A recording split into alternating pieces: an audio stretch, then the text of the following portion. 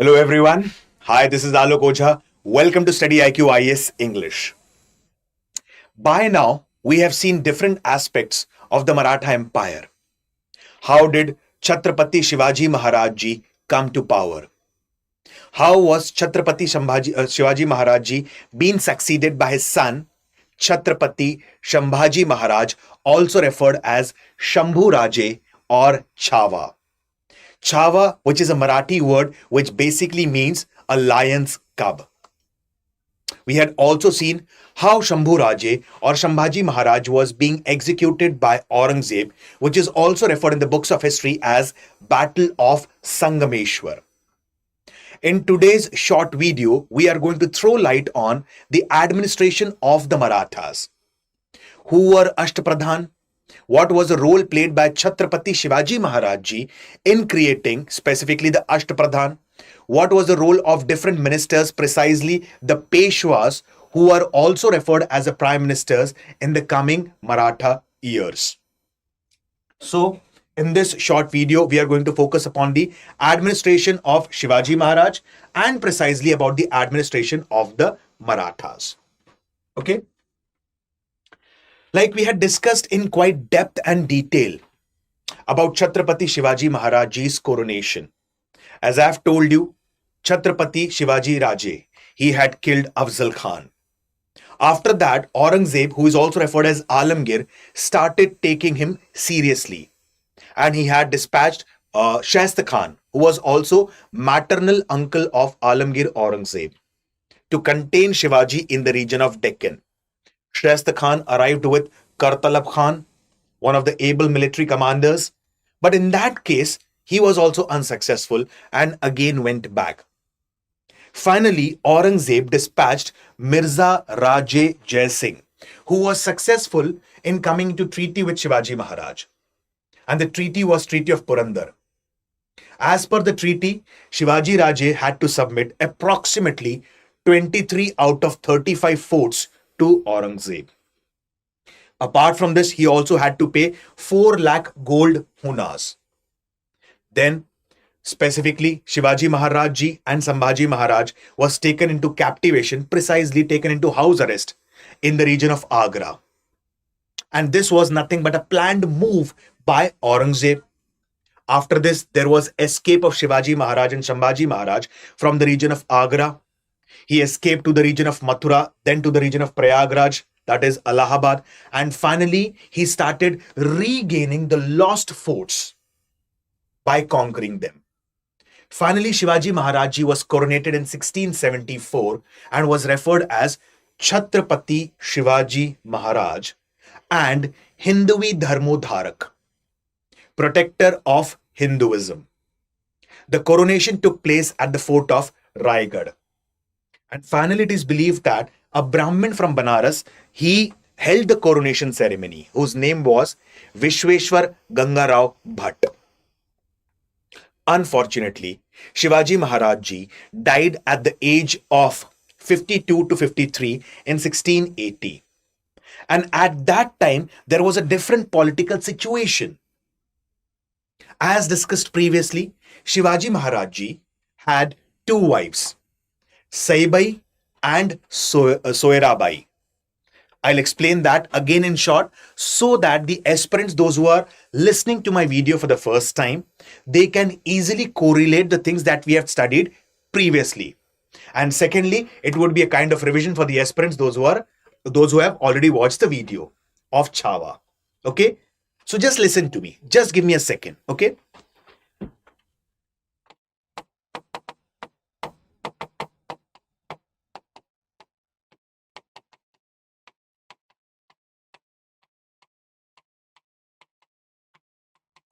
So, my friends, Chhatrapati Shivaji Maharaj ji had 2 wives, Saibai and Soerabai.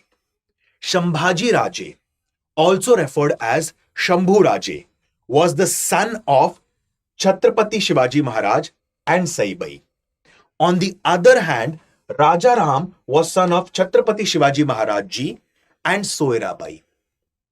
In very simple words, Soerabai, she was stepmother of Shambhu Raje.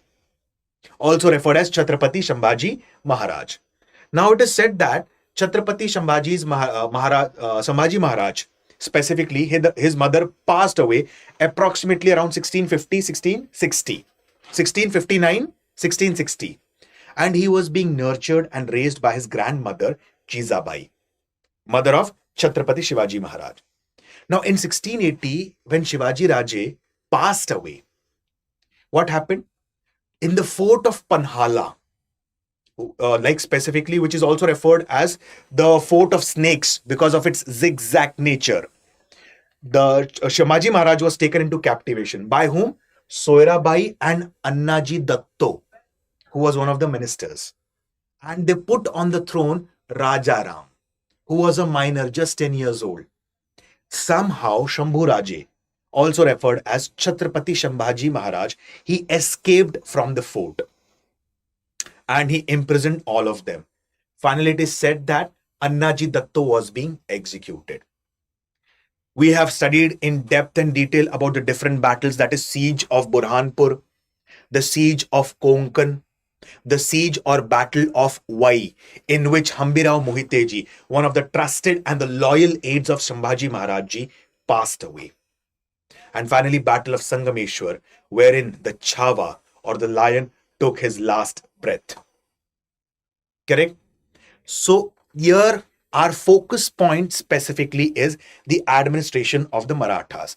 In past 5 to 7 minutes, I have discussed about what we have discussed previously. Clear? Now, Shivaji's Maharaja's dominion was divided into two parts. One was Swaraj, the own kingdom, also referred as Mulk-e-Qadim. These are the territories of the Marathas. If you remember the Mughal administration, if you remember specifically the administration of the Delhi Sultanate, what we had discussed? At the apex of the administration was the Sultan. At the apex of the administration was the emperor, and he was assisted in performance of his duties by Council of Ministers, referred as Majlis-e Khalwat. Let me give a small example about the Mughals. Like there was something called as Mir Bakshi, then Diwane Kul, Qazi, and so on. These were the ministers who assisted, who helped the king in performance of his duties. True? Now further, the entire administration was divided into smaller provinces, referred as Suba, headed by Subedar. It was further divided into districts, correct? Referred as Sarkar, headed by specifically Amal Guzar. Okay, Amal Guzar, and specifically Kanun God. He used to take care, Shikdar and Amal Guzar. Then comes specifically Pargana, sub-district. And finally come the grassroots level administration, Mauza, village. Same thing here. Like specifically, if you observe the Maratha administration, the Ashtapradhan system probably might be the brainchild of Shivaji Maharajji. But the genesis of the Ashtapradhan goes back to Malik Ambar and his reforms. So this was a system that was being adopted from the Deccan Sultanate. So although in a modified format, but majorly the genesis of Ashtapradhan goes back to the reforms of Malik Ambar and the Deccan Sultans. Okay.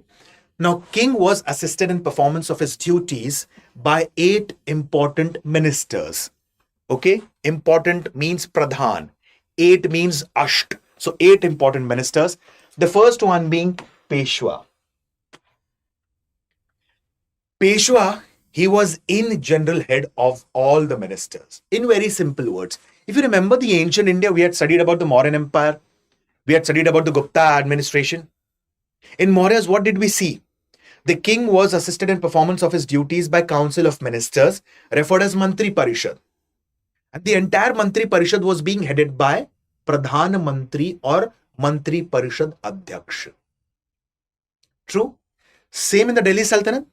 Sultan was assisted in performance of his duties by Council of Ministers, referred as Majlis-e Khalwat. And Majlis-e-Khalwat was being headed by a prime minister referred as Naib. In similar fashion, similar manner, Peshwa, also called as Pant Pradhan, okay, he looked after the in general administration, and one can assume him as the head of Ashtapradhan. He was quite close to the king, and in the coming years, Peshwa became a very important office, precisely from the time of Chhatrapati Shahu Maharaj. Okay, and one of the finest Peshwa was Peshwa Bajirao. You might have heard about the movie Bajirao Mastani. Correct? It is believed that Peshwa Bajirao ji, he had fought more than 118 battles in his life. And he was successful in every battle that he fought. Why? He focused on a technique which is referred as Blitzkrieg technique. Fast moving cavalry, attack, destroy, and come back. And hence Peshwa Bajirao was successful. So Peshwa became a very important office of the Marathas in the coming years. Now, after Peshwas, another important one are Sar-e-Naubat or Senapati, the head of military department or the head of the defense department. Amatya or Mazumdar, he was the accountant general who took care of the finances. Similarly, we have studied about the Mughal administration. We had studied about the post of Diwan. So here it was Amatya or Mazumdar who took care of the finances. So he was accountant general. Surnavis, he was a general secretary, also referred as Sachiv or Chitnis. Then Sumant or Dabir, he was considered as the master of ceremonies and foreign affairs. My friends, you have to remember these names. Sometimes there could be a question in the UPSC examination in the form of match the following. On one hand would be the designation of the Maratha officers. On the other hand would be their post specifically. These are related to. So you have to remember them. So it is Dabir who is master of ceremonies. Nyayadhish or Mahadandanayak was chief justice, and Pandit Rao who was responsible for holding the religious ceremonies. Every one of them participated in the battles except two.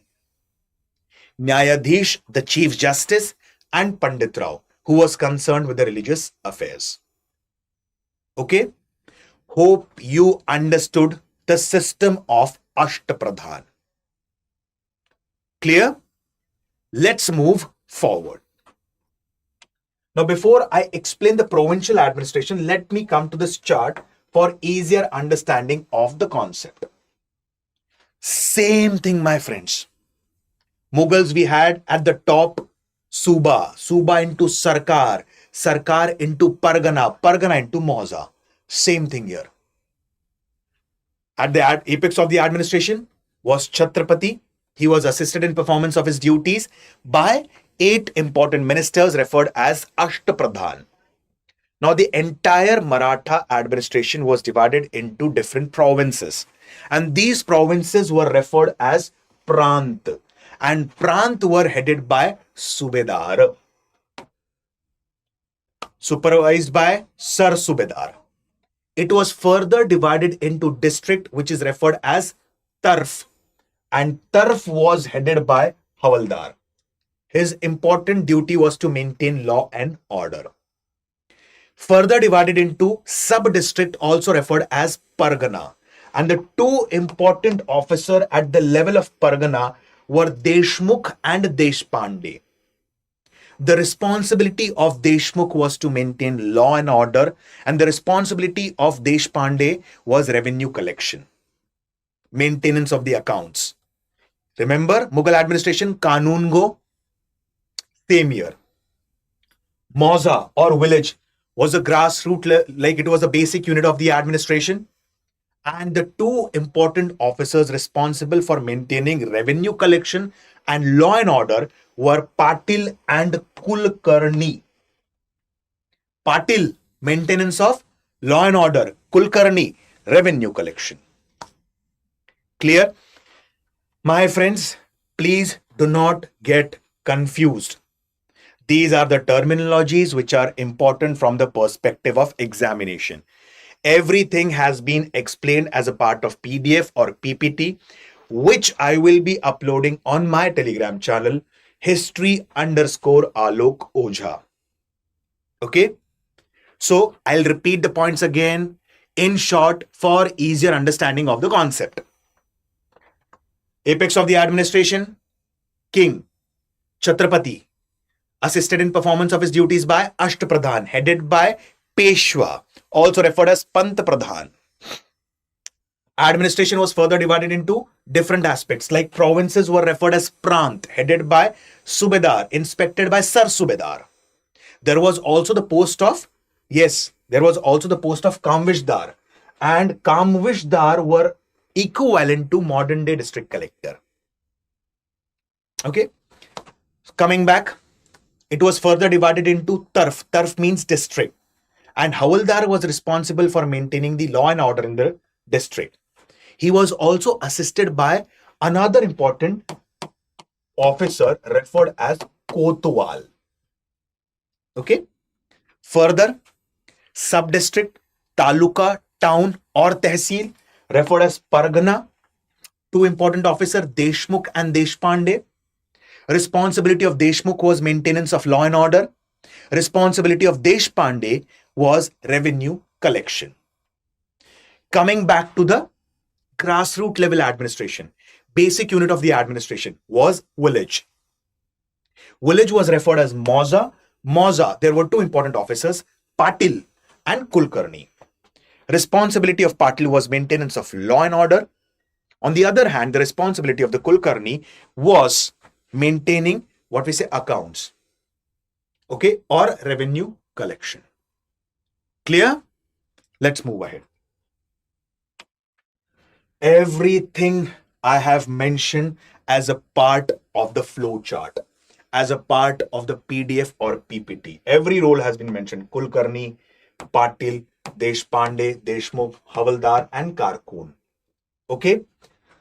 Now, who are Karkun? Karkuns, like sometimes what happens, sometimes the Patils, the Deshpande, Deshmukh, they can fall prey to corruption. In such cases, at the grassroots level, the accounts was being managed by Karkun, that is the accountant general. During the time of Sher Shah Suri as well, there were Karkuns. Karkuns actually used to maintain the accounts. Okay. Everything I have mentioned here. Now let's speak about the defense system in short. Now, Marathas, they maintained proper defense system, like there was infantry, cavalry and the navy. Okay, like specifically speaking, infantry was referred as Pug, and there were Mavlan soldiers who were majorly expert in guerrilla warfare techniques. As soon as the word Mavlan soldiers comes into picture, one story strikes my mind, and the story is related to Tanaji Malusari, the fort of Kondhana. You might have seen the movie, that is Tanaji. I'll tell you a short story about this. Chhatrapati Shivaji Maharaj Ji, he had approximately around more than 200 forts. More than 200 forts. And the Maratha flag, it rose on the every fort except one, the fort of Kondhana. Even after Raje's, simple words, Chhatrapati Shivaji Maharaja's coronation, there was still the flag of Mughal Sultanate on the Kondhana fort. Every other fort had been conquered except the Kondhana. So once upon a time, Chhatrapati Shivaji Maharaj Ji was sitting in the Raigad fort along with his Ashtapradhan, 8 important ministers, and discussing an issue of quite importance.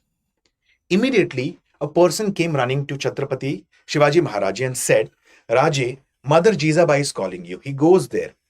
And Mother Jizabai, she says that, let's play Chorus. It's kind of a game like Ludo. So Shivaji Maharaj Ji was like, I was busy with some important work, but let's see, my mother is trying to say me something. He started playing. He purposely lost the game. And he said, yes, mother, please let me know, what do you want? She said, I want the fort that you can see. Still on that fort, I am seeing the Mughal flag. the flag of Mughal Sultanate. I want the flag of Marathas on that fort. Shivaji Maharaj thought for a while. He immediately called one of his messenger and told him, please go and call Tanaji Malusare. He goes running, and he also instructed him, ask Tanaji Malusare to come with few soldiers. Tanaji Malusare, at that time, the engagement or the wedding ceremony of his son was taking place. Rather than saying wedding ceremony, it was an engagement ceremony. Immediately, with approximately 200 to 300 soldiers, Tanaji Malusare, who was also a Mavlan soldier, expert in guerrilla warfare technique, he started marching towards Raigad because his friend, childhood friend, Shivaji Raje had called him. He was accompanied by his maternal uncle, whose name was Shelar Mama. So at that time, when all of them were going, Shelar Mama, he saw a bird, which is referred as coppersmith. In Marathi, it is referred as Tambat Pakshi. Okay. As soon as he saw that bird is considered as a bird of a bad omen. So he said, we'll drop the plan. But Tanaji Malusare was like, my friend has called me, and probably he might be in certain need. Hence, he has called me.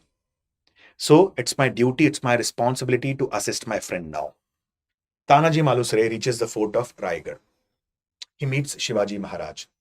He meets Jizabai and pays respect to her. Finally, he was being told about the goal of capturing the fort of Kondhana.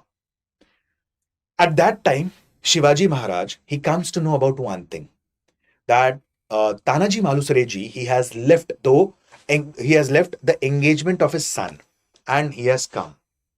Okay, so he has asked, what about the engagement of your son? So he gave a very simple reply. First thing that is important for me is Swarajya. He, along with 300 to 400 soldiers, start moving towards the Kondhana fort. At that time, it is said that he took the attire of a local villagers, and he just came at the bottom of the fort and said specifically to the palace guards and the guards at the fort that we are villagers and we are going to a distant place. A tiger has attacked our fellow men, and he had got severely injured. We want a rest place for 2 to 3 days, and after that we will move on. So initially he denied, but he was given opium, affine, and he was given a lot of gold coins. He allowed. The fort of Kondhana was being guarded by a beast. Beast means it's not the actual beast, but the personality who was guarding the fort. He had a personality like a beast. His name was, yes, Uday Bhan Singh. Now, Uday Bhan Singh, he met Tanaji Malusare, and he did not knew that he's a Mavlan soldier. He just knew that he's a nearby villager. So both of them developed cordial relations. One fine day, it was the birthday of Aurangzeb, and how did Tanaji Malusare come to know about this? Tanaji Malusare come to know about this because a lot of opium and alcohol was coming into the fort. This was the best opportunity to strike against the Mughal army and acquire the fort of Kondhana. But the problem was, if you observe the structure of the fort of Kondhana, here majorly you will find a sloping structure, and here it's a steep slope. Obviously, Uday Bhan Singh, he knew that if enemy will attack, majorly he will try from this reason because this is nothing but a steep slope and enemy won't try. Tanaji Malusare chose this path. It is said that they had a lizard, also referred as Bengal monitor lizard, which was referred as Yashwanti. It can stick to any surface and it can carry weight approximately 2 to 3 quintals on its back. With the help of Yashwanti, Bengal monitor lizard, 300 to 400 soldiers, Mavlan soldiers, they reached the fort of Kondhana and they started fighting with the Mughals. By the time, Uday Bhan Singh was heavily intoxicated. He sent his military commanders, all of them died. The military commander sent his 6 sons, all of them died. Uday Bhan Singh sent his few sons, all of them died. Finally, Uday Bhan Singh had to come on the battlefield in a completely intoxicated state. Uday Bhan Singh came. And Uday Bhan Singh directly hit on the left hand of Tanaji, which got ripped, which got cut. But Tanaji Malusare fought bravely. Finally, Uday Bhan Singh passed away. The next morning, from the fort, there were cries of Har Har Mahadev. And at that time, it is believed that Chhatrapati Shivaji Maharaj came and certain words fell from his mouth. And the words were like in Marathi, Gad ala pan singh gela. In very simple language, we have got the fort, but we have lost the lion. So this was a story of the fort of Kondhana and the bravery of the Marvellous soldiers, precisely Tanaji Malusare. Okay. Coming back to the cavalry part, it is divided into two parts, Bargir and Silhadars. Hope the story was interesting, guys. We'll move a bit faster now. Bargir and Silhadar. Bargirs are the cavalrymen who are maintained and equipped by the state. Majority of the soldiers were paid in cash. Okay. Some of them were given jagirs. Precisely the high ranking officers were given jagirs. Okay. Lowest unit of cavalry was, lowest officer of the cavalry was Naik. Okay. So head of 5 Naik was Havaldar. So Bargir maintained and equipped by the state. Silhadar are the number of cavalrymen maintained by the nobles. Clear? Let's speak about the navy. Like the Cholas, Marathas also had a very efficient naval system.